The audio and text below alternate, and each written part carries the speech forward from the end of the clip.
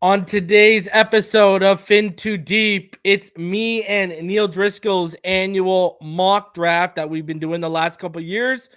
We have got the first two rounds handpicked for every team, and then we will tell you who we ended up having the Dolphins take in the 5th, 6th, and 7th rounds. Also, is it Graham Barton or bust for the Miami Dolphins in the first round?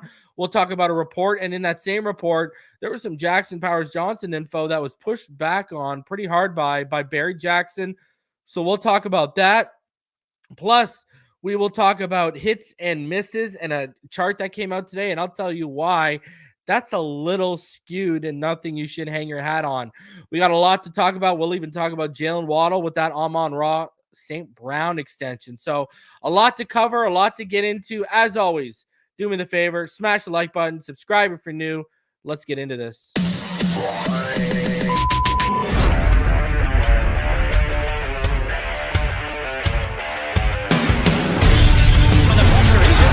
Loses the football. Touchdown! You have got to be kidding me. Jaylen Waddle has a Dolphin touchdown. And he will score. Field on the near side, that open. Touchdown.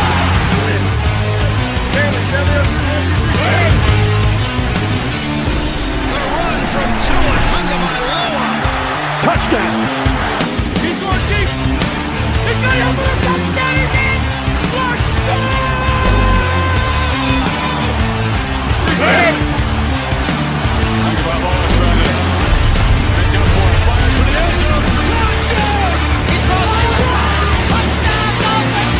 Beautiful day to be a Dolphin fan. Let's go!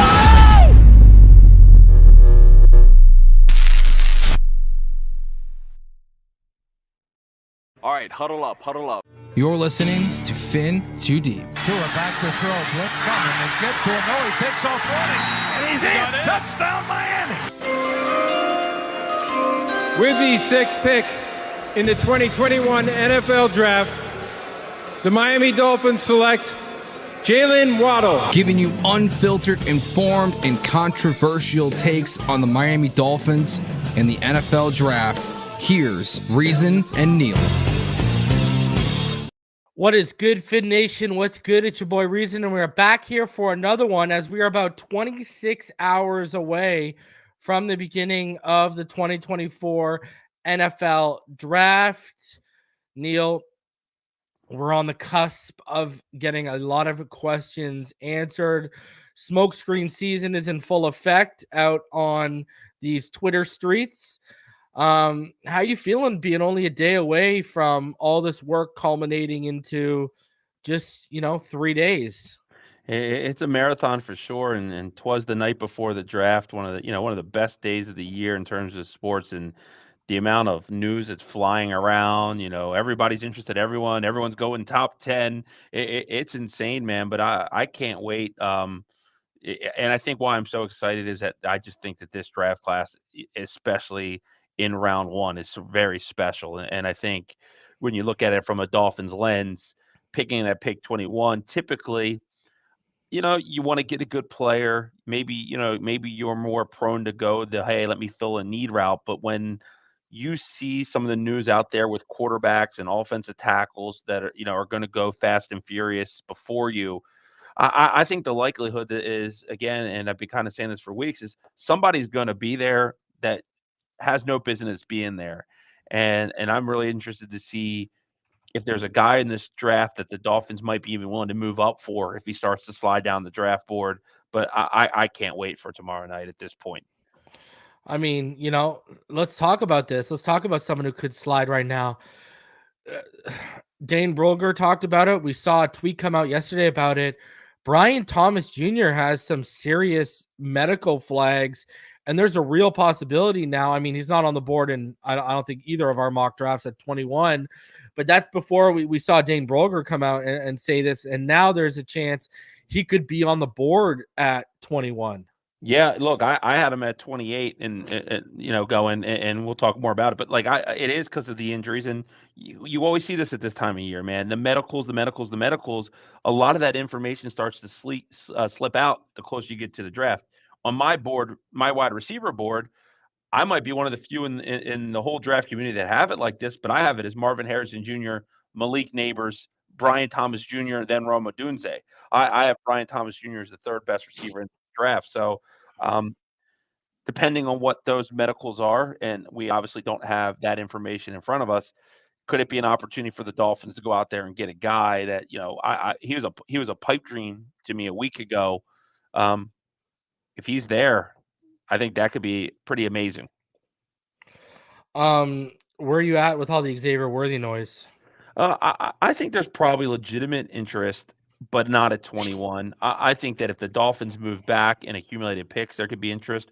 I think there's a scenario that he might not even be there when they're on the board, to be honest. But yeah, I could see Mike McDaniel being a kid at a candy store, but I also think that there's going to be too great of talent at the pick at 21 for them to pass up. So, you know, it's going to be very interesting, man. I'm a big believer in you got to go into the draft with a plan, but if certain players aren't on the board, you can change or are on the board, you change your plan.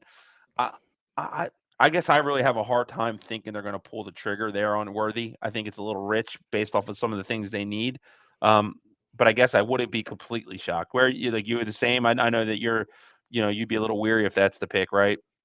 Yeah, I'm not a fan of it at 21. I mean, I'll be honest with you, bro. Worthy didn't make my top 10, right? Yep. He just needs to be such an outlier. I mean, that's just where we're at right now. I mean, it's like when I had Dante Cullinelli up here, he said, let someone else take that risk. Right.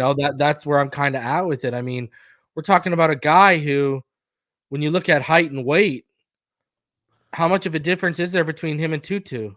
Right. Right. No, I hear you. And see, I don't want to hear. Here's why I gotta address this.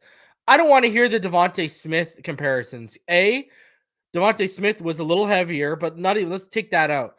Devontae Smith was longer, right? More length to his frame, Sure. right? Far, far more nuanced of a route runner. Not even close in terms of the route running ability. And two, Devontae Smith had some of those surest hands in that class. Yeah. Xavier Worthy, he's got serious drop issues, and it's not just 1 year, half a season with a broken hand. He had drops last year. He had drops before he broke his hand. I mean, ball skills are very lacking with him. Yeah, the only thing I'll say to that is that when he run a 4.2 140, all it takes is one. I saw Darius Hayward-Bay go 9th overall the Raiders, and he played ball 10 miles from my house, and he was good in high school, but he wasn't even that, you know what I mean? He wasn't like that. So it's one of those John things. Ross.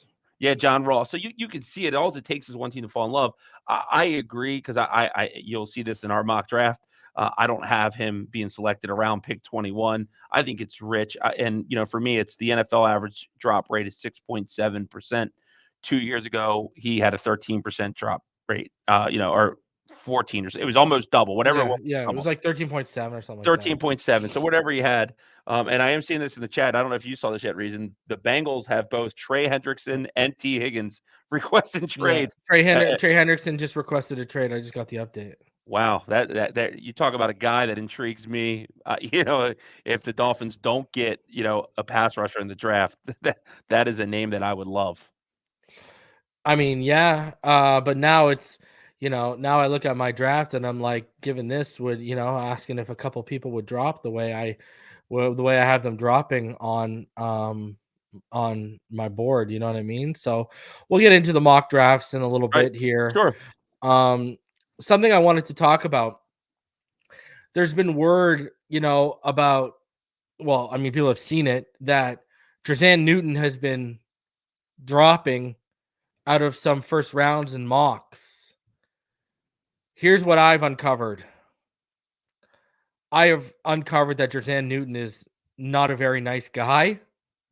That's being politely what I was told he was, okay? Sure. I was told he's a PRICK. That's exactly what I was told. Also, this is what it's not so much that's throwing people off. Obviously, in the interview process, people weren't happy with that, but it's the background checks people are doing with Illinois. From what I understood, he went off script. He stopped listening. He started zoning them out, and he just started doing whatever he wanted to do. He wasn't sticking to the game plan. He was basically freelancing out there. And so when you have attitude problems on top of, I'm going to tell you this right now, there's people at Illinois that have told teams he's uncoachable. Yeah. When you got that kind of feedback coming, now I still don't have him slipping out of the first round, but when you have that kind of feedback coming, and you'll see why, because the team where he goes to, not only does it make a lot of sense, but they'll put his ass in line pretty quickly. You know, that's what I've uncovered of why you're seeing the drop in Jer'Zhan Newton and why people are favoring Murphy much higher than him. Right.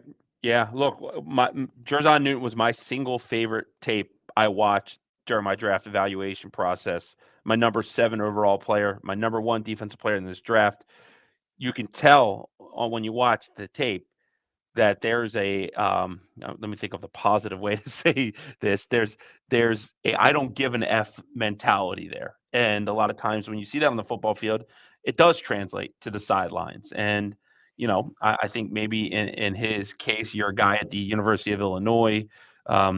You're in the Big Ten. You're getting your asses kicked on a weekly basis, you know, against the Penn States, the Michigans. But you know, you are an elite player who's doing your part, and you know, probably frustrations come to a head when you don't feel like others are. Somebody, and if the right team gets him, like I envision, we'll let that guy fall to the Baltimore Ravens and pair him with Justin Matabuki and watch out, right? Like if he goes to the right team with the right culture and they can coach him, you know, and when I hear these things, I hope that means, hey, let him be there at pick 55 then, right? Like, because I love the football player. I will say that, you know, I don't know if based off that feedback, if the Miami culture and lifestyle is the right place for him, but it doesn't sound like his problem is going out partying and stuff like that.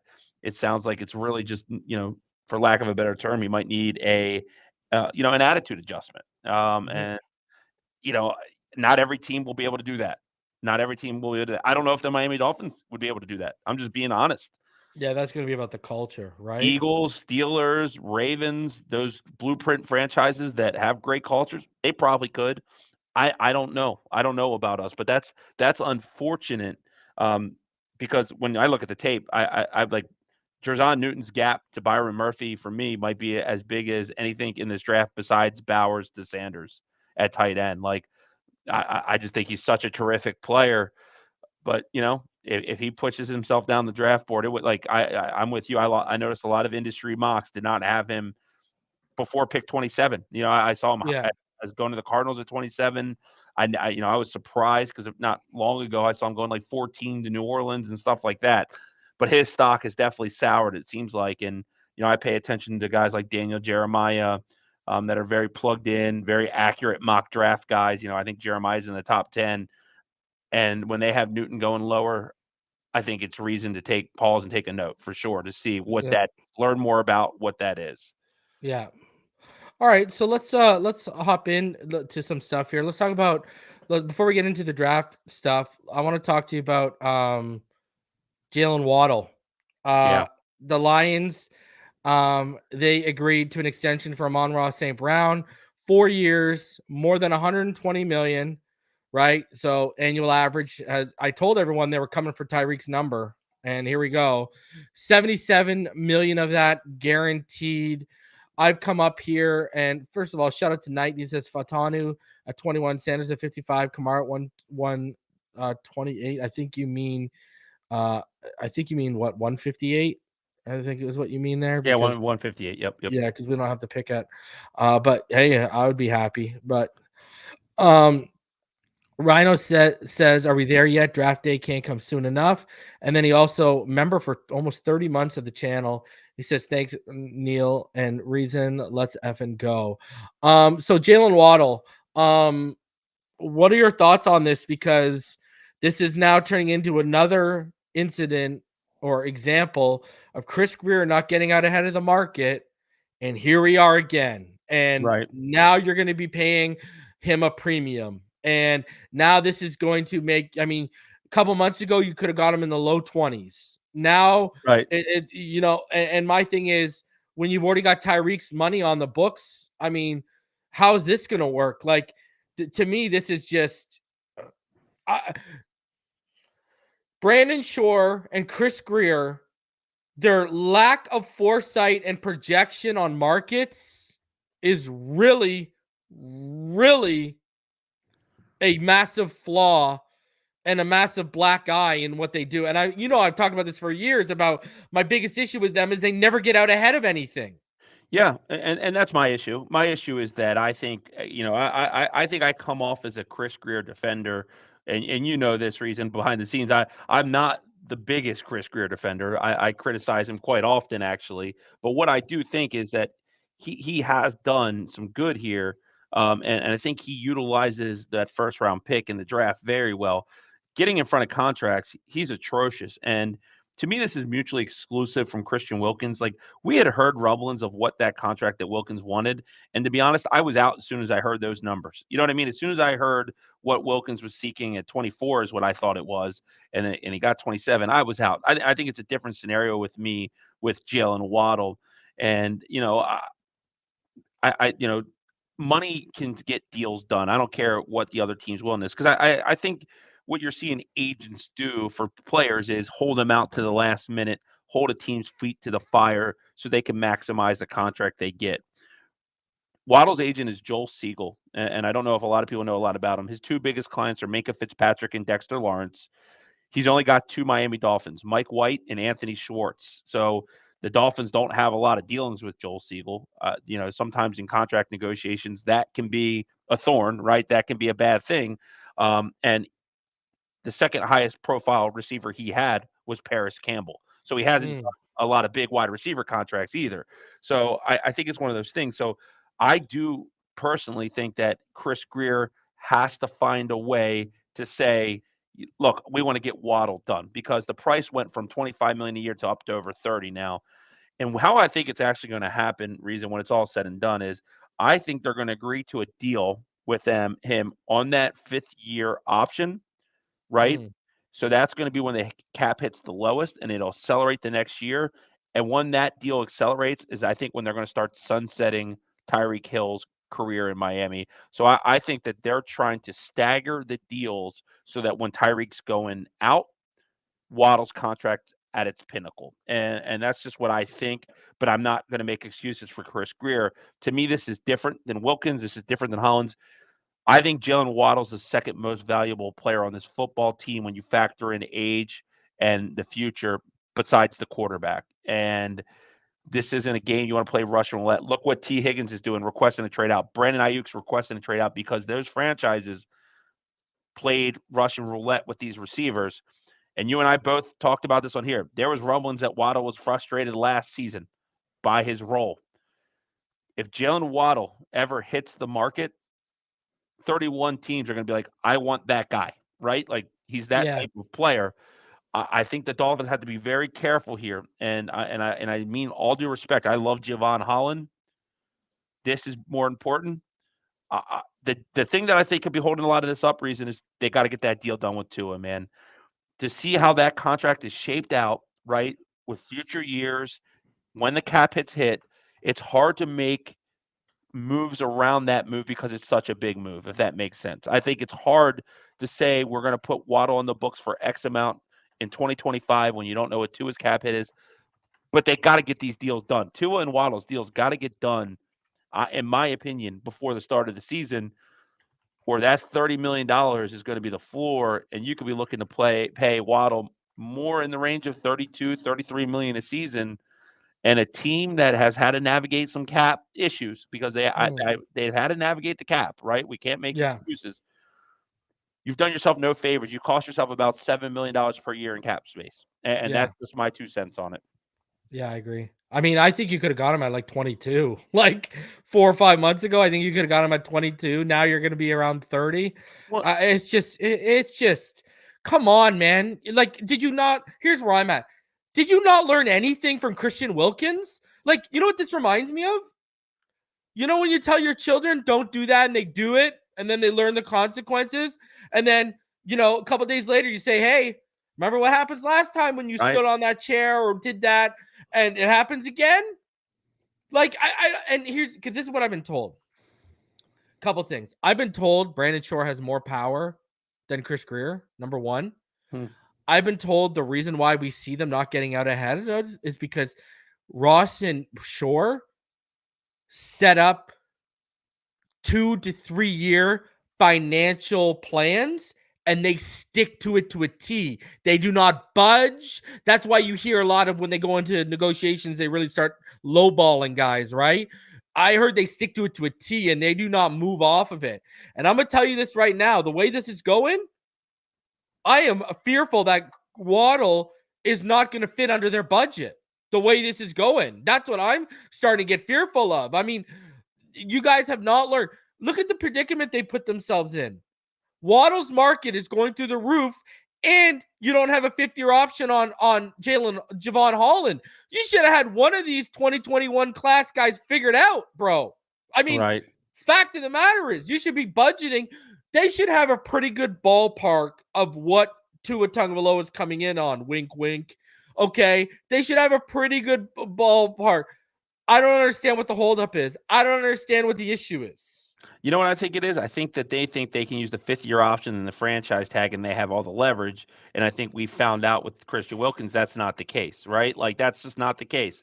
And the way they're operating is a trend. Don't make Jaylen Waddle a bad trend. Make him the exception, because get the deal done, because he's a better player than Amon-Ra St. Brown. I don't Look care. Look at the money the Lions handed out today. Yeah, unbelievable. But, like, he's a better player. They took care of 2 cornerstone franchise players in Penei Sewell and Amon-Ra St. Brown. But here's what's going to happen, though, Reason. T. Higgins is going to get paid before Waddle. Brandon Ayuk's going to get paid. Jamar Chase is going to get paid. And Justin Jefferson. Jefferson's going to get paid. Jamar Chase is the one to worry about. That's the one to worry about, because if you go over a 2-year period or 3-year period, Waddle's got better numbers. Of course, Jamar Chase's contract, and now he just got the 5th-year option today. Jamar Chase's contract is going to have the biggest impact of any number on Jaylen Waddle's. And if Amon-Ra, he got 30, right? 30. He got 4 years, a little over. They're saying a little over 120 million. Yeah, I mean, look, Jamar Chase is, and I love Amon-Ra St. Brown, but Jamar Chase is a better player than him too. Like the money's going to be, it's going to be unreal. Well, think about it, bro. 77 million guaranteed. That's almost 20 million guaranteed a year if you break down 4 years. Yeah, that's a little under, right? And if you utilize the structure, the void years like the Eagles did, like, you don't have to reinvent the wheel here, man. Give them a huge void year bonus the year after Tyreek leaves. Like, they're playing a dangerous game. They're playing a dangerous game because they have Jalen Phillips, Javon Holland, and Jaylen Waddle all needing contract extensions. You know, letting Robert Hunt and Christian Wilkins go should be able to let you keep all 3 of those. But if they don't, seize the moment and start negotiating some of these deals, they're going to lose one of those guys. I'm just saying they will lose one of those guys if they don't start making some moves.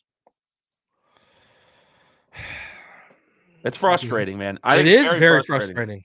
The Waddle thing pisses me off. I don't care about losing Christian Wilkins anymore. I just really don't. Yeah, because Waddle's the heir apparent to when Tyreek takes a hike. Yeah, and I know Tyreek gets a lot of credit for making Waddle's job easy. I think Waddle makes Tyreek's job a lot easier too. 110%. Like, that is when that thing's, when they're both healthy on the field, that's harmony like peanut butter and jelly, man. That is as good as it gets. That's how you go out and come back 30 points down and you light up one of the best franchises in their backyard like we did to Baltimore, because those guys are such difference makers. Waddle is so good. I actually think Waddle, when you make a contract, right? Bad teams pay people for what they've done, not what they're going to do. I think Waddle's going to be better in the next 3 years than he was the previous 3. I agree. Especially, I think they're going to get back to making him more of a focal point now that he's healthy. Jaylen Waddle's going to tear this shit up next year, man. Jaylen Waddle's going to be. You can tell. I think he's going to be the best player on the Dolphins' offense last year. You can tell. I think there's 2 factors. Last year, he's disappointed himself, and B, I think he's starting to get irked that other people are getting paid and he's not. I think he is too. Of course. And rightfully so. Rightfully so, Jaylen. I'm backing you 110%. Don't worry. I got your back, Jaylen. One of Me my too. favorite players in the league. Yep. Over 425 people on YouTube, over 750 people watching us between YouTube and X right now. Smash that like button, subscribe if you're new. Let's get into some draft talk. Let's start off with another thing I wanted to talk about. Go ahead. Do you want to say something? No, I was playing the drums, Okay. man. I'm the All draft right. talk. Get me fired up. Let's start off with this. Let's stick with wide receiver for a second. Have you heard that teams are taking Adonai Mitchell straight off their board right now? So is Trevondre Sweat, being obviously because of DWI. But I'm hearing because of this whole diabetes thing, there's some teams that are taking Adonai Mitchell right off their board. Look, I don't even have Adonai Mitchell as a top 10 receiver without that. I think he's kind of a plotter. I know he was a headache at Georgia. He goes to Texas. I'm not saying he didn't put up some decent tape. I think he's a plotter as a route runner. I think that he doesn't do a great job of creating separation. And I think that, when you had Xavier Worthy, Jatavian Sanders, and Adonai Mitchell, that's a hell of a trio. And, somebody's going to get the hot hand. I'm just not a big Adonai Mitchell guy. I think I might even had him falling out of the first in my draft. Like I did yeah, too. yeah. I'm just not. I was never a big fan of him. And the effort, bro, the motor is so like if the ball ain't coming his way, the effort just isn't there. And what's crazy is I've had to talk to a couple of draft people, and I think someone said it when they're up here, but I've heard this from numerous people. All the tools are there, but where the hell was the production? Everyone keeps pointing there's something missing with AD, and they can't put a finger on it because all the tools are there, right? But there's just reason why people are just putting it. They don't know what it is, but everyone says his production should have been much greater in Texas, and why wasn't it, right? You want to name Devontae Parker. Oh boy, that's who he reminds me of. Oh boy, good luck to the Panthers, who I have taken him in my mock. There's an old friend of ours, right? Oh my god, holy jeez. All right, let's keep it rolling here. So we got a couple of things to talk about in this article that I want to share here. And let's start off with Graham Barton. Graham Barton is, anyone who had my Patreon channel member, I gave a list of players I was told to watch in the NFL draft. Graham Barton was on that list. Okay. 21, a list of people I was told to watch at 21. Let me count so I don't get the number wrong. There were, I got to keep it. I'm not going to give the names out. If you're a Patreon or channel member, you've seen it. 1, 2, 3, 4, 5, 6, 7 names. Okay. So right here, several people believe the Seahawks will revert to old ways and move down from the 16th selection, hoping to acquire more picks. I'm told the Miami Dolphins could look to deal down if Graham Barton is unavailable to them at pick 21, which is unlikely to be. Miami would then target an interior offensive lineman or defensive tackle if they trade down, which could be very well Johnny Newton because he might be still on the board. Your thoughts on Tony Pauline basically saying it's Graham Barton or bust? Because going back to the end of February, beginning of March, me and you were telling people that Graham Barton was one of the names we were hearing very strongly when we were talking to people in draft circles, and then when we were talking to people connected to the team. Graham Barton's been a name that's been coming up really since February. But where are you at with this basically Graham Barton or bust take that Tony Pauline has here? I think Tony's onto something, and I know Tony, and I have it from another very credible source that the Dolphins are very into Graham Barton, and it was on our March 7th show, actually, when we went on here and said that two offensive linemen the Dolphins were showing a lot of interest in were Graham Barton and J.C. Latham, and this has kind of become more commonplace now too, is that the Dolphins viewed Latham as a guy that could play inside and outside. So we came with that, and it makes a lot of sense, man. And I just was kind of looking through my old tweets, and I saw all the way back in November, I highlighted him as a guy that I thought was a good fit for the Dolphins because of his next level athleticism. I think the blend, the comp that you can think of is a blend between David DeCastro from the Steelers and Peter Skoronski, who was taken by the Texans. I think he's that type of player his athleticism pops. It makes a lot of sense. And while it's not as sexy as some of the other names that we've heard, he could really be the linchpin to giving credibility to this Dolphins offensive line, because I'm on record as saying that if you tell me our offensive line is from left to right, Armstead, Isaiah Wynn, Aaron Brewer, with Graham Barton and Austin Jackson, like, I could really get behind that, right? Even if you flip winning Barton. So I think there's a lot of love for him with the run on offensive line that we could see early. I wonder if he gets there. I like a team like Seattle's a team that I think could totally take him if he's on the board. And then I even wonder if we got a hold of him, would there be potential for him to be the guy who starts at center? And while I don't love Aaron Brewer's size, like it's kind of reminds me a little bit of that Cedric Wilson situation, Reason, when we signed him in free agency and then we went out and traded for Tyreek and everything was kind of different. Like, it kind of reminds me of that here with Aaron Brewer, where we go out and sign him. Now this guy, Graham Barton, could be falling into our laps. But I said this, if I had to put money on an actual guy being the pick of 21 right now, the number one guy to put it on is Graham Barton. Yeah, I mean, yeah, I agree with you. I think it's good. I think it's Graham Barton or Marius Mims if they go offensive line, and if they don't, I think it's going to be whatever of the top 3 edges is left on the board. If so, I keep coming back to Marius Mims, and I'll keep talking about it. I had Ryan Roberts up here say what I've told people, and I had Dante Colonelli up here, and he talked about how much he loves the guy. Here's the deal. This is why people need to get on board with the Marius Mims if he's the pick. And I'm going to tweet. I have the tweet planned out about it too. If this guy played 15 games, he'd be in the conversation with Joe Alt for the number 1 tackle in this draft. So people need to get on board here, because this is a tackle for the next 10 years, and he's going to get reps this year. Armstead ain't playing a full 17 in the playoffs. Let's not start lying to ourselves right now, okay? Marius Mims is a very, very real possibility. Now, will he be there? I don't know. I don't think so anymore. I agree with you, though, man. If he would have stayed in school and came out 1 year later, I think he's a top 5 pick next year. I really do. Like him, he would be battling the guy Will Campbell from LSU to be the first offensive tackle taken. I mean, he has that type of talent.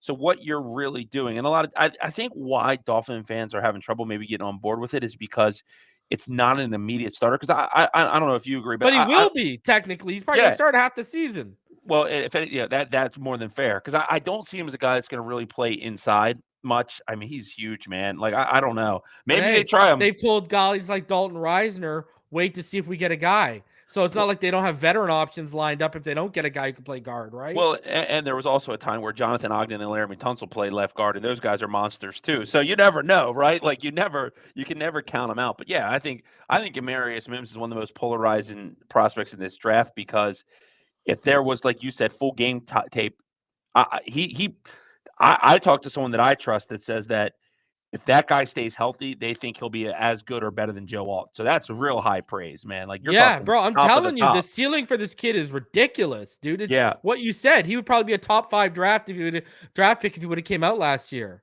Yeah, the team and a team in front of us that I think would make a lot of sense for him is the Bengals, just because they have Trent Brown on a 1-year deal and Orlando Brown there.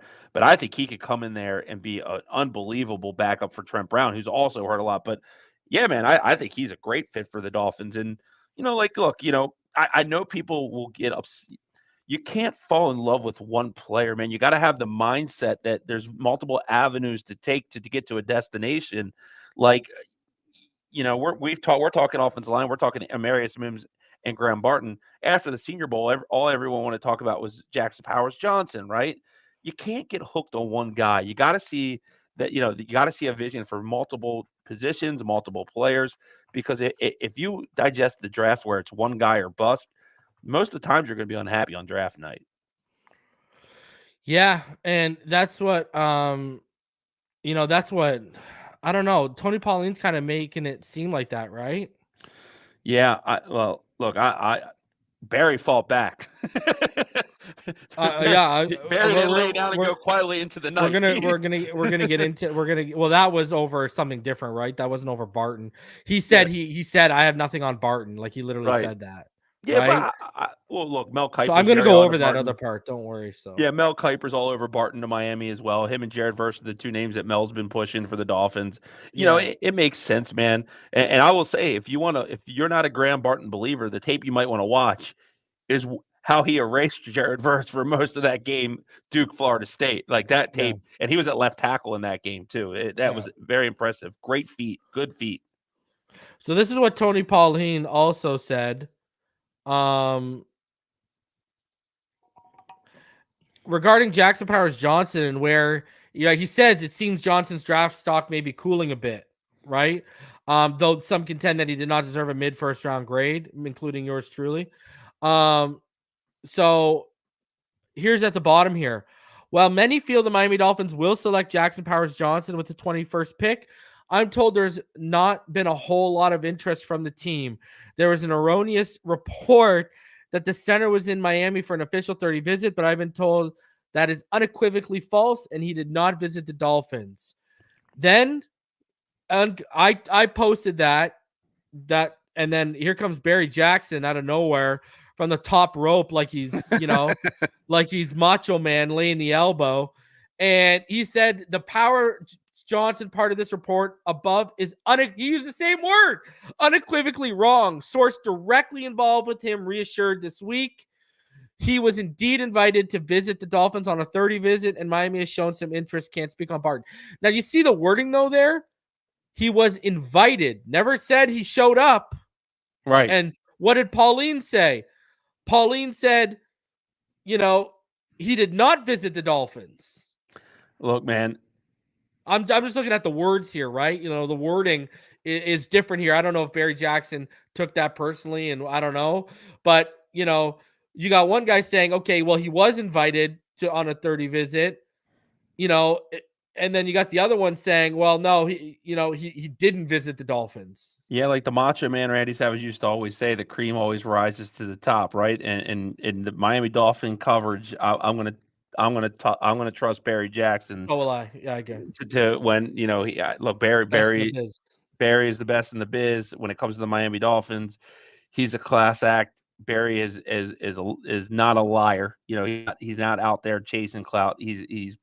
And look, sometimes there's just, again, I'm not saying either party's wrong or lying. Sometimes it's just bad information travels, bad data in, bad data out. So, who knows? Like, these conversations, I have to imagine Barry and Tony right now at this point are getting so many messages and nuggets that are all over the place. They probably contradict themselves. Sometimes it's hard to believe, or know who to believe, right? So that's what the last week of the NFL draft is. Tomorrow, there's going to be smoke. It's going to be smoke all day long on the timelines, man. That's what happens. Remember, and we always joke about this. Around that time last year, tomorrow is when Laramie Tunsil was in the ball and gas mask, right? Like, that in their back pocket, and it's unfortunate they try to ruin these people's lives, and and sometimes it works. Remember Lel Collins, locked to be in the first round, then went undrafted because he was like tied to a murder potentially, like stuff crazy, man. Well, look what's happening with Javondre Sweat right now, right? And look, he might go undrafted off the boards. I know, it's crazy. He could go undrafted. It wouldn't surprise me. And I wouldn't be surprised if we're a team that took him off the board, because DWI, you think they want to bring him into the Miami nightlife? No, I don't think Javondre Sweat's going to be on the Miami Dolphins board. Yeah. And I'll say this regarding Jackson Powers Johnson. Now, we know he's been cooling off a bit, more so medicals from what we and you understand. But I can also say this to all the people that want Jackson Powers Johnson. Remember I told all you about 20 minutes ago that I was given 7 names to watch in the first round? And I said Graham Barton was on that list. I was told Jackson Powers Johnson is on that list as well. So, I know there is legitimate interest there in Jackson Powers Johnson with the Miami Dolphins, and it's because they got a hole at right guard. He can play right guard and he can play center. Right. I don't think they're drafting a center because Aaron Brewer's the answer. These people talking about moving Aaron Brewer to guard, watch the tape. You're not moving the guy to guard. He's stuck at center. Okay. He's small. So they're looking at a guy who can play guard or can shift to center in a couple of years. That's what they're looking for. Okay. So I know for a fact Jackson Powers Johnson is on the radar. You know what I mean? Yeah, and look, I think we both like Jackson Powers Johnson. I think for me, the difference between him and Graham Barton, I had Powers Johnson rated as a higher prospect than Barton. I have Barton rated as a higher prospect for the Miami Dolphins than Powers Johnson. That's the difference. When you make a draft board, that's kind of all inclusive. What I see is when I know how the Dolphins draft and what they look for versatility, they look for that inside out ability, being able to play 5 positions along the offensive line. That, like Chris Greer is probably giddy like a little schoolgirl about that type of thing. Like that's where it is for me. So like I think Jackson Powers Johnson is going to be a bona fide stud for somebody. I think whoever just said in the chat, like, yeah, it's kind of Creed Humphrey with a little bit of medical history is what he could turn out to be. Yeah, I think it'd be a good pick. I just think the Dolphins are looking to do something a little bit more. They want a guy with a little bit more athleticism. And you put a Graham Barton and Aaron Brewer next to each other on offensive line, and you got an extremely athletic interior offensive line. You know what I mean? Like, it could be something good to watch, man. So it's interesting. We're talking offensive line. Watch it be something that watch it be Cooper Dejean, right? Like watch I it wouldn't be. be mad. Oh, dude, I'd take Cooper Dejean over most of the people we've talked about on this show. Yeah, I know. I've been out there battling for Cooper Dejean the past couple of days, bro, and not even to take him, but I had someone, say that he can't cover and he's not a good tackler. I'm like, what in what world is it? Like, are we talking about? I'll keep that quiet. Oh, go ahead, knock it out.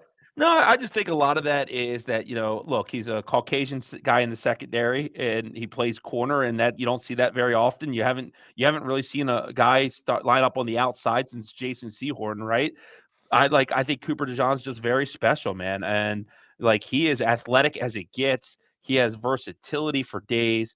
I think he's an amazing player, man. I don't know why I see the jokes on Chris Greer, like, oh, he might be another secondary player. If he's the best player on your board, right? Like, we don't have a long-term fixture at safety. Jalen Ramsey's not going to get younger, right? Like, Cooper Dejean's like the perfect replacement for Jalen Ramsey, like the perfect, and he can play the Joker role year one. Like, you know what I mean? So I just think that sometimes it's just like there's this over criticism on past maybe mistakes or past things that have happened. Like, man, like I don't know if everyone watches tape, but the tape on Cooper Dejean, it's awesome. Oh, he's fantastic, bro. I'm telling you, he's got Minka type of level. All right. Yeah. I think he's a better prospect than Javon Holland is. So player. So I'll just say that out there. I'd agree with that, especially in a defense where you want guys who are multiple. Right. Shout out to Daniel. Dad Dean said, reason I know this is off topic, but my 12-year-old son was bullied yesterday by 3 friends he trusted for 4 years. Daniel is emotionally hurt. Can you please give me shout out to Daniel? Yo, listen, I'm gonna tell you this, Daniel. Keep your chin up, man. Don't like these people who bully. They're just nothing but people that are full of insecurity, and they might have issues going on at home, stuff we don't know about. I mean, my daughter's 5 years old, and she has a group of like four of them really tight friends, and they go through cycles of picking on one person one day and picking on another person the other day. Listen, kids can be cruel. Kids can be mean. At the end of the day, they're kids. All you can focus on, Daniel, is being great, being yourself, and not changing for no one. Listen, just be secure with who you are. You got a dad who supports you and who loves you. And man, don't worry about these kids, because here's the thing. As you grow older, the bullies, they stay here, and you'll keep rising and you'll keep rising and you'll keep rising to other levels while they're stuck at that level, because those type of attitudes, those type of personalities will hold people back from greatness in life. But you're destined for it, Daniel. So, man, keep your chin up. Shout out to Daniel. I saw more bullying stuff with I think her name's Leslie Diaz and her children today. I saw her post stuff, man. The bullying stuff, it's outrageous to me, man. I always was one that tried to stand up against those guys. And I've won some battles against them. I've lost some on the playground back in the day. It's unbelievable, man. No one should have to go to that age. So, Daniel, keep your heads up, man. The Dolphins are going to add some players to the team tomorrow in the draft and over the weekend. And, you have a father that loves you, looking out for you, man. And I say this Dolphins community, especially the one right here that we're a part of, we definitely are pulling for you, man. And whatever, you can reach out to me at any time. And if Daniel needs a positive message, man, I'm here to give one. There's nothing in the world that I hate more than bullies, man. Bro, it's worse than social media. Like, what's crazy? Like, you're finding kids that aren't even in their teens yet that are suicidal because of social media. It's crazy right now what it's done. It's awful, man. Like, I guess I just don't understand the notion where I think social media thinks that you could type words, hit send, and they don't mean anything, man, but they do. And you got to be careful what you say, man. And look, I think we all have been immature and said wrong things, and no one's perfect. But one of the things I've tried to do in the last 3-5 years is just to think about things before I send them, right? Like, not let your emotions get the best of you. I mean, look, and we're all going to lose that battle once in a while, but man, like, when you start picking on people and, you see all kinds of stuff on here, man, it's awful to see. So Daniel, man, brother, Yeah, we've all through something similar, and at the end of the day, man, you'll learn life, your friends and your family get you through all that stuff. for sure. All right, let's keep it going. Before we get into our mock draft, I have one thing I want to cover, but before we get to our mock draft, shout out to Coach JJ. He said, do you think Eazy-E's injury affects a Latu pick? No, because Jaylen Phillips medically retired, and what did they say? Sayonara. Yeah. I think they medically cleared Latu. And like Ryan Roberts said, I also agree with Ryan Roberts. If you're going to pick any one of these top 3 guys in the draft to have 10 sacks this year, it's Latu. I love Latu. I will say though, like, a fusion is a big deal, it's and serious. It makes me a little nervous, but the player Latu is whoever gets him, even if it's Atlanta at 8, for me, that's an A+ type of pick. Latu is, I've said it, he gives me TJ Watt vibes. I think he's awesome. Like, he seems like he's 100% back in the football, man. I think somebody is going to get a steal. Somebody, and he's an awesome player, man. He is so fun to watch. This is a tough one. Do you guys still think they go Barton or Mims if Latu or Versus are there? Man, that is so hard. No, I think they go Jared Verse of those 4 players. Because I think Chris Greer can't help himself, and they love pass rushers. And I think he could get Mike McDaniel to sign off on that pick. Man, Jared Verse is another guy who's just. I agree with that because of the medicals on Latu. Right. The only one this is going to shock you. I think Mims is the only one because of how much this guy values premium positions. I think Mims is the only one that'll give Verse a run for their money if all 4 of these guys are on the board. But I will also say this, Jason. Any of those 4 names, and you got a happy Neal Driscoll. Yeah, you got a happy Neal Driscoll. I think those are good names. Good. You have the names that I've been hearing that they're interested in. Yeah, exactly. I 110% agree. Those are 4 of the 7 names on my list, and you guys have already heard me say Jackson Powers Johnson, so there's only 2 you don't know about, unless you're a Patreon or channel member. Knight says 43% completion percentage, 37.8 passer rating when targeted, but he can't cover. Don't forget, he didn't allow a touchdown in coverage all year in 2023, and he only allowed 2 in 2022. Dudes on the app just be talking. Don't forget, we already have a white CB with Ethan Bonner. Man, we're gonna have the all-white secondary. About Ethan Bonner. Yeah, bro. Him. Oh my God! Shout out. I think Ethan Bonner is gonna make the team. He is. I think he is too. Franklin Higgs says, can everyone in the chat give Daniel a shout out? I agree. Knight also says Florida bans social media for minors for a reason. 110%. I agree with you, Knight. Other than those that want to watch me on YouTube, I get it.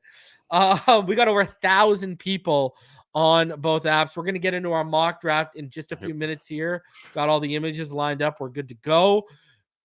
Before we do, though, I want to talk about something that was making its rounds on social media today because it's draft related. Okay. This thing is, to me, we got to talk about this because this thing is so skewed. This is nonsensical. So, if you saw Adam Schefter put out this, ESPN content producer Paul Hembo calculated the percentage of first-round picks that are hit or miss, but it's based upon whether the player signed a second team with that contract, with the team that drafted them. So check this one out. Christian Wilkins is a miss because he didn't re-sign. Would the Raider fans say Christian Wilkins is a miss? I'll do you one better. Khalil Mack is a miss because he didn't sign a second contract, right? Yep. You know, I'll do even more better than that. Jalen Ramsey is a miss by these, by what they're going for, what they're going by here. What are we talking about? This is such, because I saw people saying, well, center and guard, interior offensive line. Yeah, but this thing I throw out the window. You want to tell me Khalil Mack, Jalen Ramsey, and Christian Wilkins are misses? Right.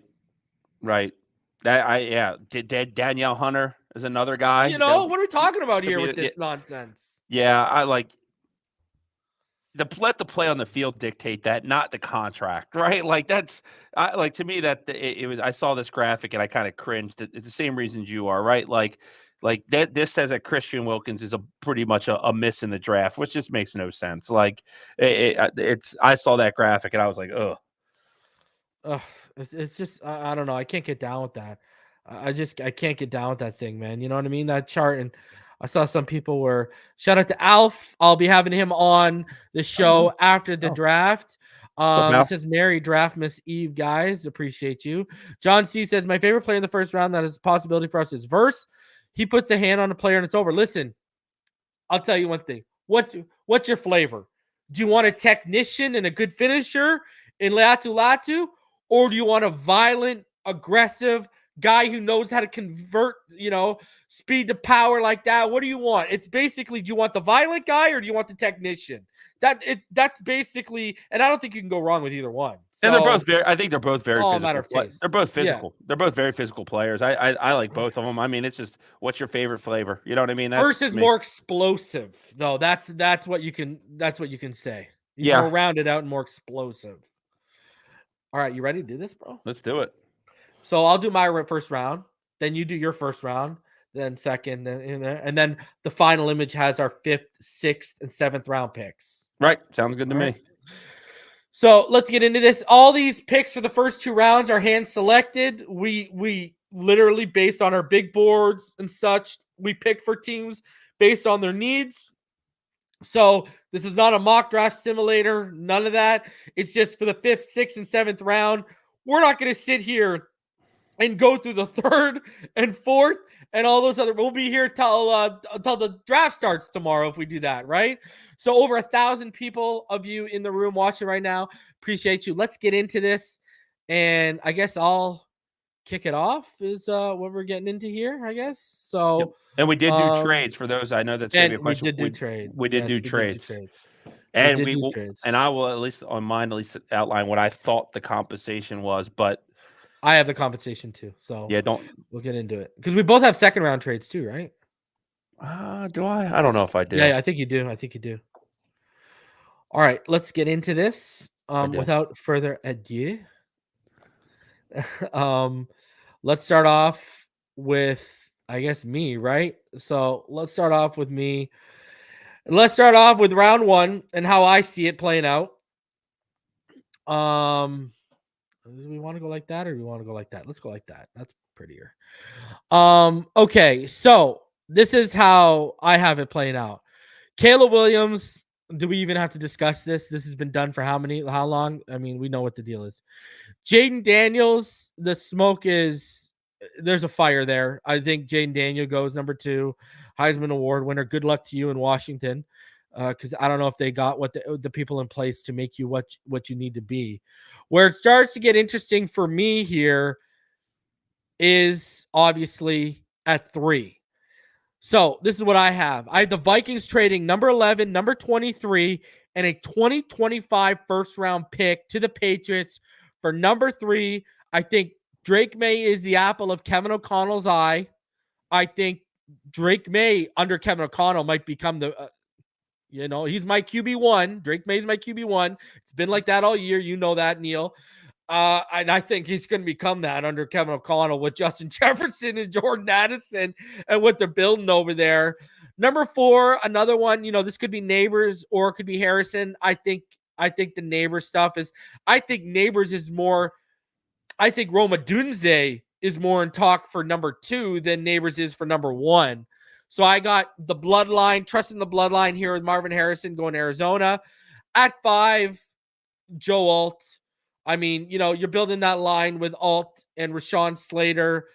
Got to protect Herbert. Now there's, it's funny, bro. You remember we joked around months ago about what if this guy trades Herbert so he can draft JJ McCarthy? And now have you seen the last 48 hours? That's all people are talking about on draft Twitter and stuff.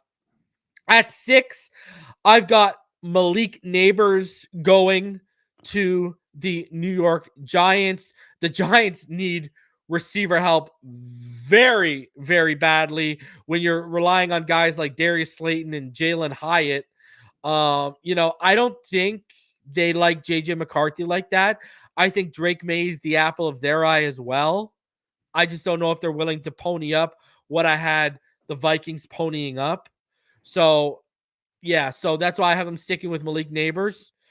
Number 7, does any team other than the Saints need a tackle more than the Titans in this draft? Olufashinu, to me, potential. He's another guy who could be the best tackle in this draft when it's all said and done. Number 8 is where it continues to get interesting for me. I have the Denver Broncos trading number 12, number 76, and a 2025 second-round pick, and I used the value chart for these, to trade to number 8 so they can take J.J. McCarthy. Why do I think they like J.J. McCarthy? Because, he screams kind of a Sean Payton guy. He'll stick to the script, stay in structure, which was one of their biggest issues, of course, with Russell Wilson. Also, now, has he played at the elevation? No. But in Michigan, it's not exactly, the warmest of weather come November and December. So that makes sense with with Denver and the temperatures that can get there. The thing with J.J. McCarthy to me that was frustrating for me is you got to watch so much film on that kid to get a proper evaluation. You got to. You can't watch 3 or 4 games of J.J. McCarthy. You got to watch games to find NFL throws. That's just what it is. And it's not because he can't make them. It's because of how he was asked. What he's asked to do. Number 9, Roma Dunze. I have Roma Dunze going there, pairing with Caleb Williams. Now, this is a spot where Byron Murphy could go. And as you see, if Byron Murphy doesn't go here, I have a massive slide for him. Now, this was made before the Trey Hendrickson stuff came out. But I have Byron Murphy sliding. I have DT sliding. So, Roma Dunze, Caleb Williams was just working out with Roma Dunze. He was throwing footballs to Roma Dunze, Keenan Allen, and DJ Moore. So, yeah, I got it locked in there. Number 10, everyone keeps saying Brock Bowers. These guys need offense. You got to protect that boy coming back from that Achilles pop, all right? I got Talise Fuaga at 10. The Jets, huge fan of Talise's game. My 3rd overall tackle in this draft. Number 11, the Patriots trade back and still get a guy. Michael Penix Jr. is going to be in our division. 2 left-handed quarterbacks in the AFC East. Who would have thunked that 5-6 years ago? Not this guy, but here we are. Number 12, Atlanta traded back and still got a big need. Edge, Dallas Turner, my edge 2, because the guy's ceiling is absolutely ridiculous. When you're talking about Ben, when you're talking about athleticism, Dallas Turner checks all those boxes. Now, could the Raiders take Bo Nix here at 13? Sure. Spoiler alert, I have Bo Nix going in the 2nd round. They got a big need at corner. They love Alabama guys, right? We can agree on that. Terrion Arnold makes sense to the Las Vegas Raiders. Another team that needs tackle, probably the most tackle-needy team next to the Titans, the Saints at 14, J.C. Latham, guy who could play right guard, right tackle, or I think he could kick to the left side for them. You got Ryan Ramchuk. He's, he's getting up there long in the tooth. And Trevor Penning isn't exactly a world beater right now. We can agree on that. I think Ramchuk's out for the season. Oh, is he too? Hey, yeah. That makes even more sense because Latham's naturally on the right. He had some medical. He didn't come back. Whatever injury he had, something didn't take with the surgery. I think he's out for the whole next year. Oh, damn. And he's old. Oh, there you go. I like my pick even more. Give me the Barry Horowitz on that. Quinnen Mitchell at 15. The Colts need corner big time. That's probably like the biggest need. Troy Fautanu doesn't have to pack his bags and go very far, as I got him going to Seattle. They lost Damian Lewis. They got a serious need across the offensive line. Troy Fautanu can either fill that Damian Lewis void or they could kick him out to tackle if they so wish. Number 17, Now, I know the medicals came out, but the Jags need weapons. And Brian Thomas Jr. sitting on the board right there. Could they go Brock Bowers? Sure, but Evan Ingram. So I don't think they go Brock Bowers. Brian Thomas Jr., you're bringing a potential alpha into that room with guys like Christian Kirk and Gabe Davis. I don't think they have an alpha. I think they got a bunch of twos right now. That's what I think they got. I agree, 100%. 18, now with the Henderson news, could Murphy go here? Sure. But I'd say to you, Neil, Tom Brady, right? Travis Kelce, right? Lamar Jackson, right? What do they all have in common? Tight ends. Brock Bowers. That'd be they're the best. Losing T. Higgins. They're losing T. Higgins. He can be on the boundary. He can be a big slot, can go in line. I got Jared Verse going 19, and this is another spot where Byron Murphy could go. But I went with Jared Verse because I got a higher grade on Jared Verse than I do, and they need edge help. Jared Verse going to the LA Rams. Number 20. Can you remind me who was one of your comps for Graham Barton? David DeCastro. Where did he play? The Pittsburgh Steelers. There you go. It just makes so much sense, and they need big time help on the offensive line. There's no doubt about that. Number 21, who's ready for the world to break? I got Amarius Mims going here. Listen, Verse is gone, right? Leatu Latu. A lot of people are saying that you don't have him in the first round. They're asking. Yeah, actually, where did I have Latu? I had him. Oh, I think he's supposed to be there with Chop. I think he's supposed to be there instead of Chop. Oh, okay. The one that got passed there, I think. Hold on. I'm in the. Okay. Yeah, the comment section. Everyone was asking. I was like, yeah, no. Latu is supposed to be there where Chop is. Okay. So he's supposed to be at the Bucks. So I got Amarius Mims going 21. At 22, safety. They need safety and they need secondary help. Now, Amarius Mims, again, I think he's the reason why I passed is because of the medicals on Latu and of Mims. Sure. Cooper DeJean. I have him going at 2022 because they need secondary help. Tyler Guyton. New England needs to protect their quarterback and their investment. 24, Patrick Paul out of Houston. They need a big-time left tackle after losing their franchise left tackle. 25, Byron Murphy going to Green Bay. 26 says Chop, but that's supposed to be Leatu Latu right there. Nate Higgins, he goes at 27 to Arizona.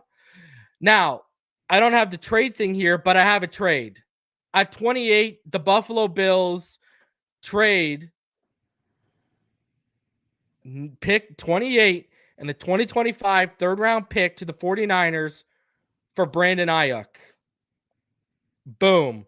That's the move I have. And then I have San Fran taking Xavier Legette there, right there to replace him. The Deebo profile, we know what they like over there.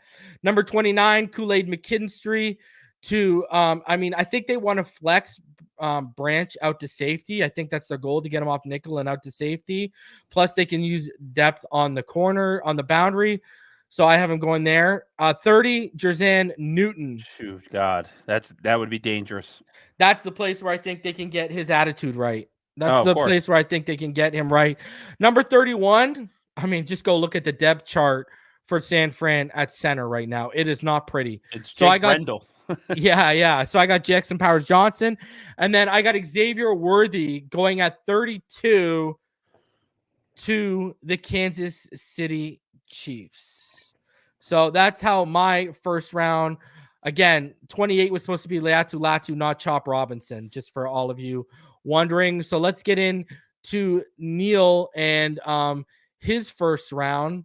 So So let me bring that up. There it is. And if I'm looking up, I have it enlarged on this monitor. My vision's not as good. So, but I have the Bears in chalk taking Caleb Williams. I think this has been a done deal for quite some time. Like Reason, pick 2. Commanders go Jayden Daniels. I think there's high bust potential with Jayden Daniels. I'll just put that out there. I worry about his arm a little bit, his frame, but I think he's athletic, and we'll see. I think Washington's got to surround him. I think the Patriots are going to have interest in trading, but I think ultimately they're going to stick with Drake May, take him 3rd overall. He's not got a lot to throw to there, so I don't know if they give Jacoby Brissett the first year, but Drake May going 3. I got the Cardinals going Marvin Harrison Jr.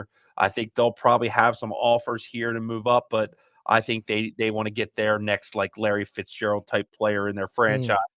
And then the Chargers is where I see the Vikings jumping up. I have the Chargers trading this pick number 5, to the Vikings for pick 11, 23, and a 2025 third.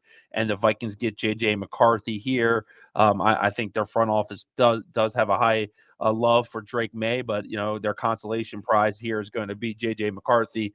The Giants, the Giants are kicking themselves that they missed these top 4 quarterbacks, but they get the explosive, Malik Neighbors, just an absolute game changer. He is absolutely, he to me, he's one of the most underrated players in the draft because he lives in Marvin Harrison's shadow. The Titans get Joe Alt. They need a left tackle bad. Alt's the best in the class.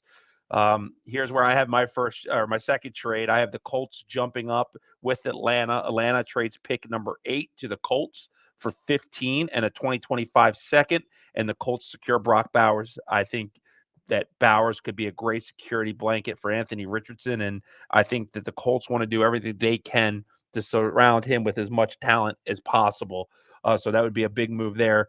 First defensive player comes off the board here at 9 to the Bears. I think Matt Eberflus is looking for his 3-tech and Byron Murphy from Texas. And back on the March 7th show, another thing we said is that we had heard that there's a strong chance Byron Murphy would be the first defensive tackle taken in that draft, or the first defensive player taken in that draft. And that would be the case here. Number 10, Reason, I'm with you, man. Sure, you want all these bright, shiny toys and weapons, but if Aaron Rodgers isn't out there, you saw what happened to the Jets last year. I know back in October, the Jets were infatuated with Talise Fuega. He's the best run blocker in this draft. Morgan Moses is their starting right tackle today. I'm not letting Morgan Moses prevent me from getting Talise Fuega. So there goes the second tackle off the board. The Chargers in the pick that they got from the Vikings at 11 are going to go J.C. Latham. I think that Jim Harbaugh wants to build a bully, and the bookends of Latham and Rashawn Slater would give them, something to work around for sure. I have another big trade here. The Philadelphia Eagles move all the way up from 22 to 12 with Denver. Let me click over here so I can see. And the Broncos trade pick 12 to the Eagles for picks number 22 and 53. So that might be a little light on the compensation, but I think Denver's desperate to get out of this spot. And the Eagles get the number 1 corner probably on their board, Quinion Mitchell out of Toledo. Man, 3 trades in a row. Woof. Jacksonville Jags jump up here because Rome Odunze has no business being on the board. They trade the Raiders trade pick 13 to Jacksonville for pick 17 and a 2025 third. Makes sense for the Raiders because I think they're a team that's definitely going to be looking to hoard away some future picks. But, Jacksonville gets up. And like you said, I think that Christian Kirk and Gabriel Davis are supporting cast. And you got to go get the main actor here in Rome Odunze. Pick 14, different players, same position. I have them getting Troy Fautanu. They lost Andrews Pete, so Fautanu could easily play left guard their first year, kick out the left tackle. Love him. He's actually probably one of my favorite players for the Dolphins if they somehow could get him. At 15, the Falcons, this is where I have them getting Latu. I think the Falcons are looking for a pass rusher. A lot of people probably think this is Dallas Turner, and that still wouldn't surprise me, but there are ties with Washington's old coach who originally coached Latu, and he's on that board and that staff for the Falcons. So at 16, I know Seahawks have a need at the interior of the offensive line, but man, Jared Verse to me is just too good to pass up. He fits that Seattle front. I could see him being a tremendous player up there. He's just a really good player that falls. The pick that the Raiders got from Jacksonville here at 17, I have them going Michael Penix Jr. I know that they want Jayden Daniels. They've been trying to trade up to get him. I just don't think it's going to happen for them. So they go with their kind of plan B at the quarterback position. it's crazy what the NFL draft cycle will do, because there was times where I saw Olu Fashanu as a top 3 pick, and Cincinnati here, they're at pick 18, they're getting a hell of a football player. Fashanu, to me, in a year's time, could be better than both Orlando Brown Jr. and Trent Brown, their current starters. And to be honest, I think he'll probably maybe start his career on the right side and probably beat out Trent Brown for that position. At 19, the Rams get Dallas Turner. Dallas Turner is a tremendous football player. I think he falls a little bit. Maybe there's some passion questions there. I don't think he's as fiery as some of those other Alabama pass rushers we've seen. But with a good defensive front that the Rams had, finding Byron Young out of Tennessee last year and Kobe Turner out of Wake Forest, a tremendous player. It's funny because we just have picks 20 and 21 flopped. I have the Steelers going to Marius Mims because they think probably pairing him with another Georgia guy, Broderick Jones, would give them tremendous bookends to, protect, whether it's Russell Wilson for the long haul or Justin Fields. I have Miami going Graham Barton. I think the smoke is real. I think he gives them a linchpin to build this offensive line around. And he probably makes Dolphins faithful feel a lot better about the unit heading into the season. At 22, with the pick they got from the Philadelphia Eagles, I have the Denver Broncos probably making the biggest reach in the draft and taking Bo Nix. I think Bo Nix is nothing more than a late second round type of player. But Sean Payton's clock's already been ticking in Denver, and if they've let Jared Stidham roll, is there really a quarterback in the 2025 class that's going to change it? Is it Carson Beck from Georgia? It's not, to me. It's not Shedeur Sanders. So we'll see there. With the second pick that the Chargers got for the Vikings, pick 23, I have them going Terrion Arnold, cornerback from Alabama. The Chargers. Hold on, FYI, our graphic guy just messed it up. He screwed them up. He had Bo Nix to the Chargers and Arnold to the. So what he's saying is 22 is supposed to be Denver, 23 is supposed to be the Chargers. FYI, for all you watching the image, that's not your fault. That's it's okay. Yeah, so I have the Broncos taking Bo Nix at 22, not who we have listed on there. Not the Chargers. No. Yeah. At 23, I have the Chargers taking Terrion Arnold, the corner. So those picks are just flopped. 24, I have the Cowboys taking Tyler Guyton, losing Tyron Smith despite his age and injury history. That's big shoes to fill. They love those long, athletic guys. I think Guyton makes a lot of sense and allows them to keep Tyler Smith, their left guard, where he is. The Packers, I know they got Xavier McKinney in free agency, but for me, they have a need at corner and safety, and Cooper Dejean can check both those boxes. I think he's a great fit in Green Bay. What's his name? Ryan Jensen retired from Tampa Bay. So at pick 26, I think their interior is kind of a mess. So I'm going to go Jackson Powers Johnson here. I think he's a plug and play there. Good value for the Bucks. I have the Cardinals at 27 go Jer'Zhan Newton. So they'd leave with Marvin Harrison and Jer'Zhan Newton, two of my top 7 players. I think they need defensive tackle. They need passers. They need a lot, but they got a lot of picks to make it right. So I think good. The only reason I have Brian Thomas falling to the Bills at 28 is because of the medicals. I have him rated actually higher than Rome Odunze.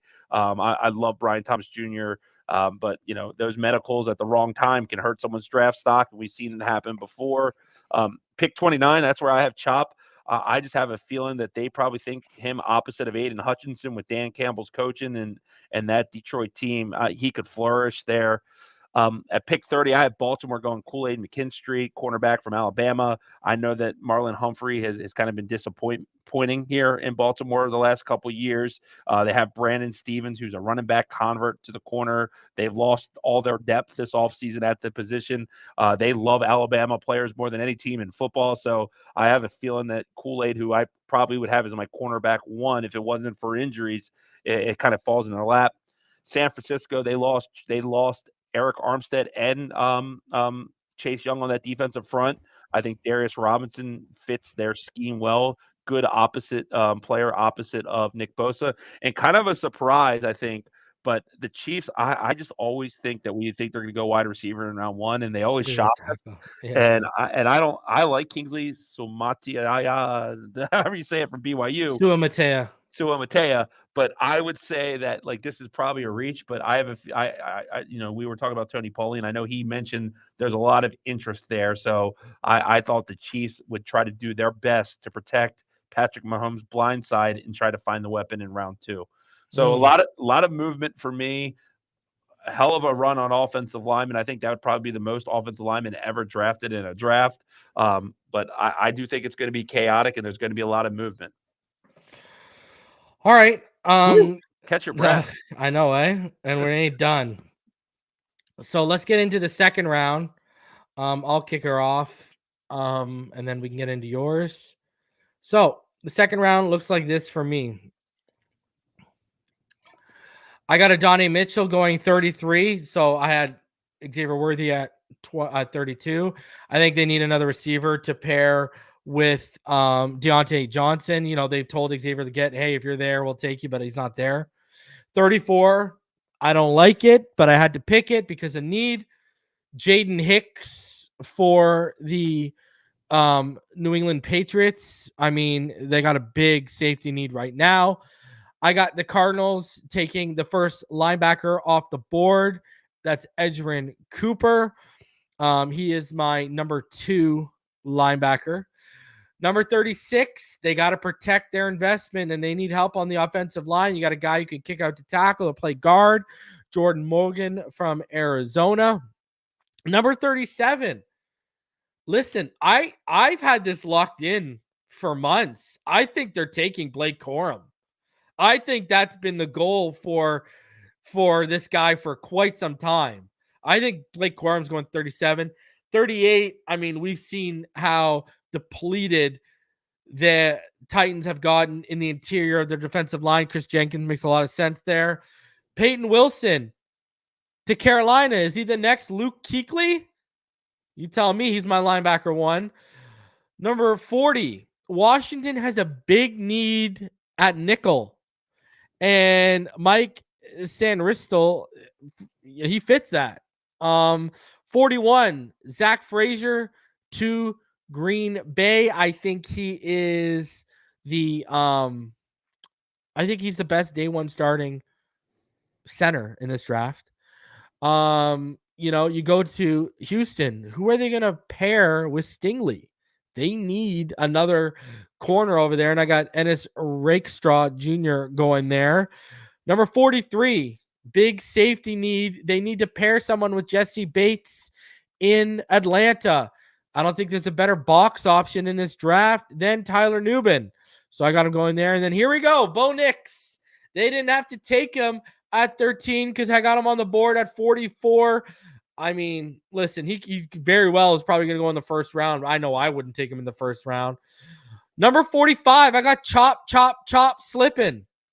And I got him going to the New Orleans Saints. Number 46, you ready for it? I forgot to play this earlier, bro, when we did our stuff. Best sound in the world, man. I got Dallas moving up and jumping the Giants, who need a running back for who I think people are deeming as the top running back in this class, and that's Jonathan Brooks. So then because of that, I have New York pivoting off running back and taking Kingsley Suamatea. 48, the Jacksonville Jaguars, they need a lot of help in their secondary. TJ Tampa. Keep the kid named Tampa in Florida. It makes too much sense. The Bengals, they need help on their interior. A guy who I know the Dolphins are very high on, Rook Ohorohoro. I have him going at 49. So they're so high on him that I know they ran defensive line drills at Clemson. 50, I mean, you're talking about a team that has a big need at linebacker. Junior Colson just made way too much sense for the Eagles. 51, they lost Deontay Johnson. Sure, they have George Pickens, but who's going with him in Fairmouth? I got Jalen Polk. Number 52, I know he's not as heavy as Aaron Donald, but Braden Fiske right there, he fits in for the Rams at 52. I have Christian Haynes fitting in for the Eagles at guard. 54, Amari Cooper doesn't have much time left on his contract. I think he's got this year, and then he's a free agent. Elijah Moore, free agent after this year, I believe it is. Jerry Jeudy, who knows? Keon Coleman, if you're going to replace a guy like Amari Cooper, Keon Coleman fits that size profile. And then at 55, slipping all the way to us, I got Darius Robinson, who at 55 would be an absolute steal. Yeah, they'll like him a board lot. fell. They'll This like is just him how a my lot. board fell. Yeah, it's from 3 tech to edge. He makes a ton of sense if he was on the board. 56, I got the Colts continuing to address their secondary with Javon Bullard, free safety from Georgia, who's just a natural playmaker.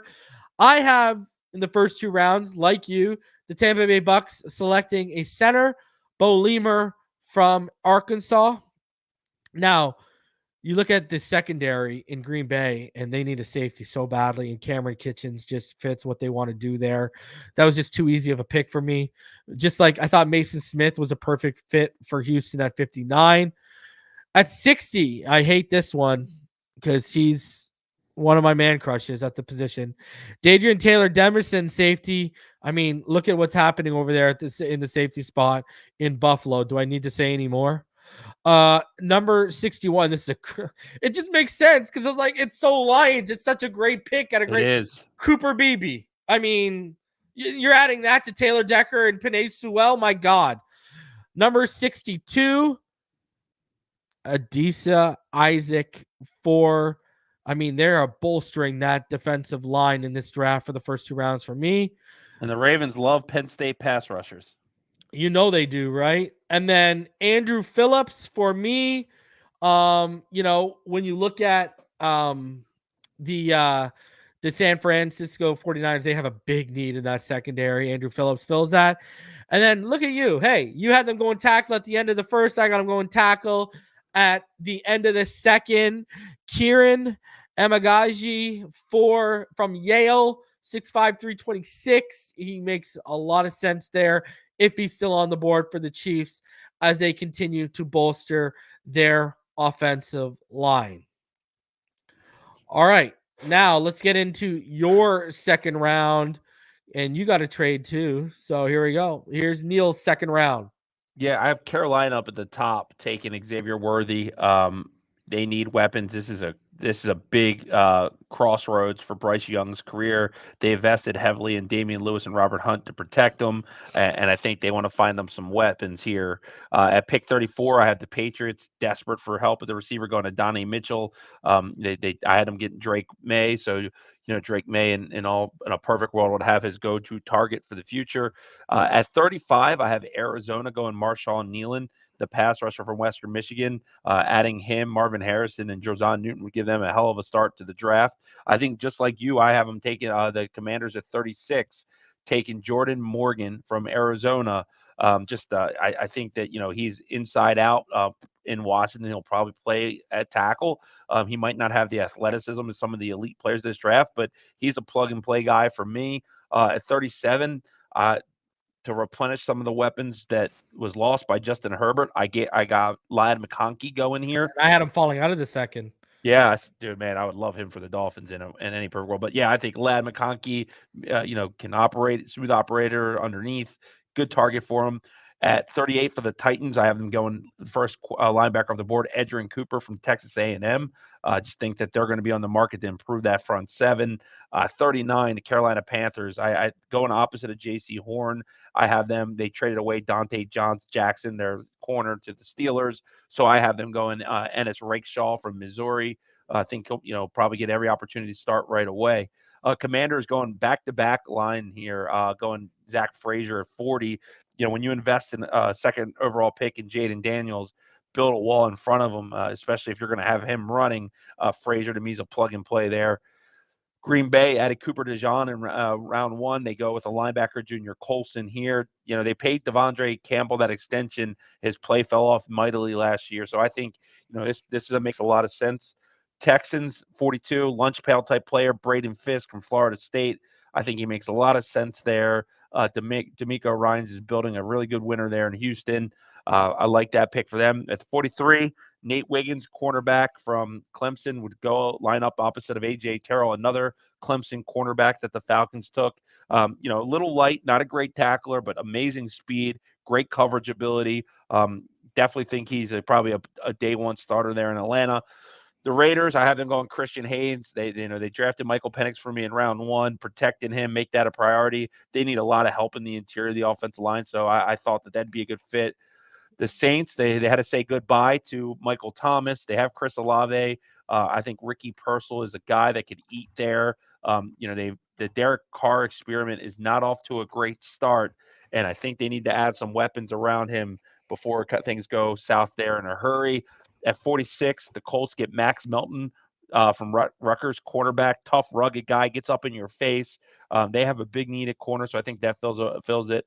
Like you, I think Jonathan Brooks is the best running back in this draft, and I have the Giants trying to replace Saquon, going skill position in both the first and second round. I think they might, unfortunately for themselves, have to turn their focus to quarterback next year, or maybe try to look at Spencer Rattler in the beginning of round 3. Jacksonville needs help in the secondary. The nickel corner, I think, is going to be his best position as a pro. Mike Sanders still from Michigan, tremendous football player, overlooked because of some of the names there. Back-to-back Michigan guys, 49, the Bengals, I have them going Chris Jenkins. We hear these Trey Hendrickson trade demands. I think the Bengals need a little help on their defense line beforehand, so that should definitely accelerate that. Maybe in the steal of the draft for me, the Eagles get Xavier Legette.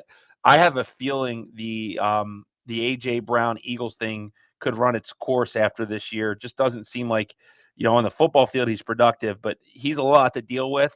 And to me, Legette would be a perfect replacement. And let's not kid ourselves and think that then, their number 3 receiver, I think right now, is Devontae Parker. So go find another physical guy for Jalen Hurts here. 51, I have the Steelers get Andrew Phillips from Kentucky. I don't have him graded this high, but I know the NFL is sky high on him. They view him as, a guy that's a plug and play at the next level. Patrick Paul from Houston, 52 to the Rams. I think the Rams have done a really good job with their offensive line. They added Jonah Jackson from Detroit in the free agency, drafted Steve Avila last year. Patrick Paul played in that, heavy pass set offense at Houston.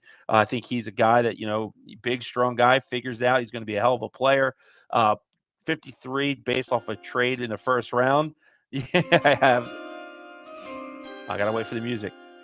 I have the Broncos taking Chris Braswell, played his ball not far from where I live in high school, but the edge of Alabama, explosive player. Denver could use pretty much anything, and it would make sense to me. There's not a position they could draft that would confuse me. So 54, and I've read this guy's actually even getting buzzed at the end of the first round, which is really high for me. But I have the Cleveland Browns taking Mason Smith, the defensive tackle out of LSU. They have Zadarius Smith and Myles Garrett already on that line.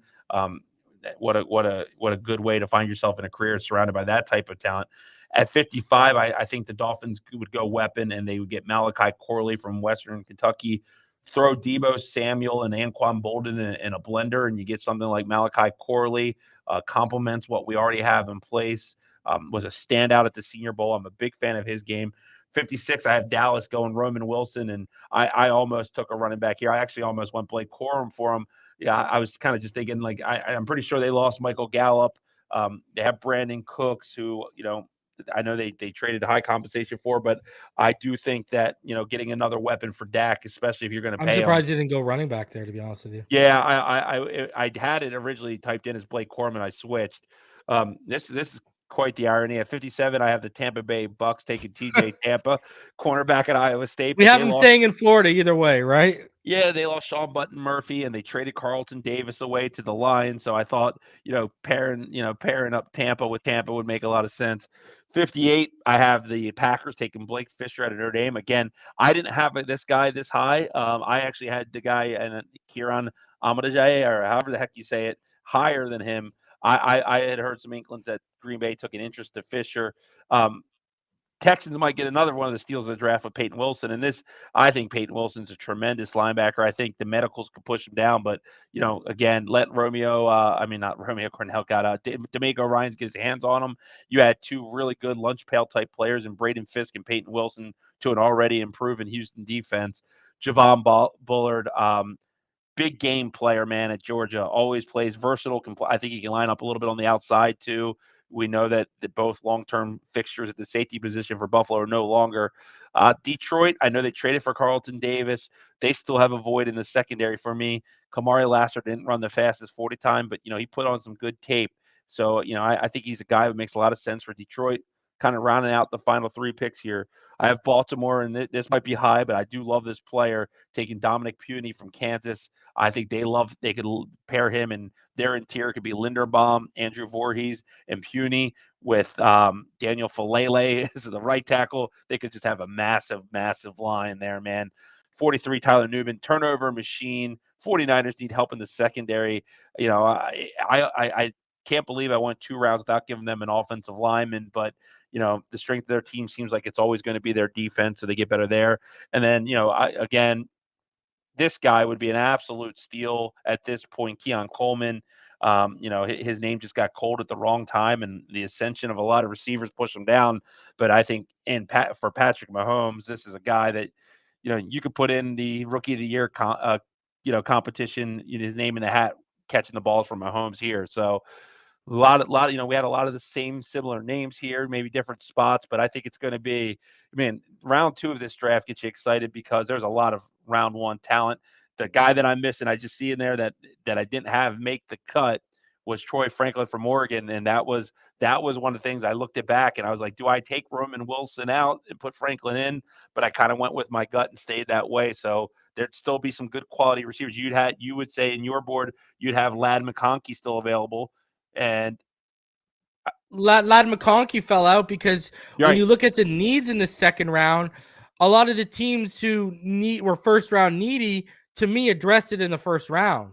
Right, it's hard, dude. It's hard to fit them all in, and you do the same way as me. You're doing this mock. You're like, damn, I know I got to get this guy in here, but I can't just get him in here. You know what I mean? You just can't throw him somewhere that doesn't make sense. So yeah, man. I mean that was fun. I mean that's a lot of exercise. And the reason why I had him fall a little bit too is because he's not 4-2-1 with Xavier Worthy, but he's a slot guy. You're not putting Ladd McConkey on the boundary. Right. And look, and there's some medicals there. There's some medicals with Ladd McConkey as well. Yeah. All right. And then finally here, when we finished off our draft, this is who we had them taking. I had at 158, Luke McCaffrey. At 184, Christian Boyd. 198, CJ Hansen at a Holy Cross. So they've got a weapon, a defensive tackle, as well as CJ Hansen here, who can fill in that guard. And then I gave them another interior option who can be a backup center. He can be a swing center, swing guard. Dylan McMahon out of. Yeah, I like McMahon.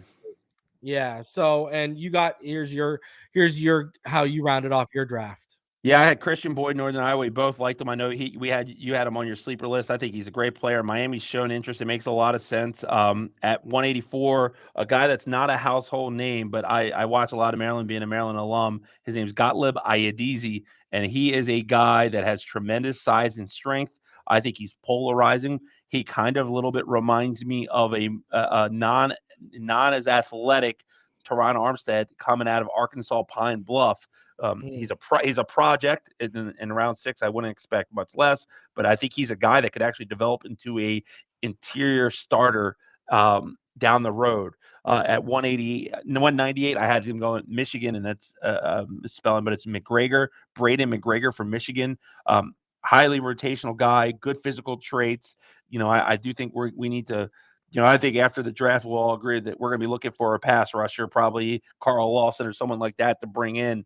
And then I rounded up 241, Josh Proctor, safety, Ohio State, probably going to be a core special teams type player, but I do like the way he approached game. Was a good player for Ohio State for a lot of years. So, and both these boards, I see a bunch of names that I recognize every name on them. So, that's, we get to the end of that draft. Sometimes you see names go that you have no idea who they are, Yeah. Yep. Any final thoughts before we get out of here? You got about a minute. Yeah. The thing I think was the biggest surprise for me is that neither of us had Jatavian Sanders going in the first 2 rounds, right? No. Well, I didn't. Other than Brock Bowers, did we have another tight end going in the first 2 rounds? No, and I would say that I don't even think he's the second. I think Jared Wiley goes before him. I think Ben Sinnott could go before him. I think Jatavian Sanders could be there for the half in round 3. Interesting.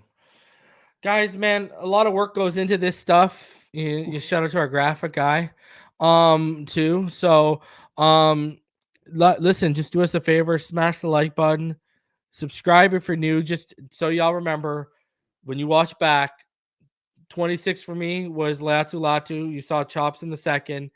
And for Neal, when you watch it back, flip the Chargers and flip the Broncos. Those are the only, two little mishaps we had. And I mean, that's what happens when we're running right up until the last minute, right? Waiting for that. And look, like Forrest Gump said, shit happens, man. That's life. Yeah, it happens, man. So for sure. One Guys, more sleep, man. One more sleep. We are literally about 24 hours and 25 minutes away from the beginning of round one. I'll be live tomorrow with Martin and Ball Game. Then I'll be live on Friday as well for round two. Then on Saturday, we'll be live after round three concludes to recap round three. And then on Sunday, be on the lookout for me to hand out my draft grades for the Miami Dolphins. So a lot of content coming your way over the next 4 days for the Miami Dolphins and the NFL draft. So do us a favor. We had over 1,200 people watching today between X and YouTube. Smash the like button. Subscribe if you're new. We appreciate all of you for coming through and supporting this show, this channel, and this mock draft. We'll see y'all on the next one. Until then, as always, fins up all day, every day, and we'll see y'all next time, guys.